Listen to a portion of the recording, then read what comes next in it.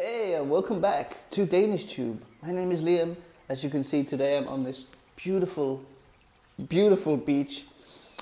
Today we're gonna learn about the difference between at skifte and at ændre. Let's do this. DanishTube. Super quick summary. Basically, skifte means to change or to switch.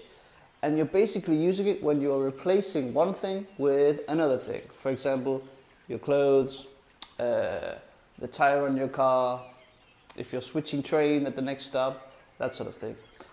Ændre is more like you are modifying something rather than changing it completely for something new. You're modifying something that is already there, like a lifestyle, a law, or yourself, if you change. As always, let's take a look at some examples with the help of a couple of idiots. Liam, kommer du? Ja, jeg skifter lige tøj. Wait, lækkert. Hey, du må ikke kigge med. Det var hyggeligt at se dig. Ja, i lige måde. Vi ses en anden gang.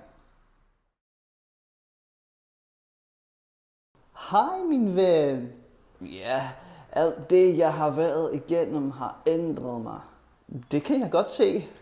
Ja, okay. When a person changes, når en person ændrer sig, it's usually about their personality, their way of living, rather than their physical appearance. But you get the point. Thanks for watching. As always, you can donate any amount that you feel is equal to the information you received in this video by following the link in the description. The least you can do is share the video, like it, subscribe, and yeah, I'm gonna go and take a quick swim. See you in the next one. Hi hi.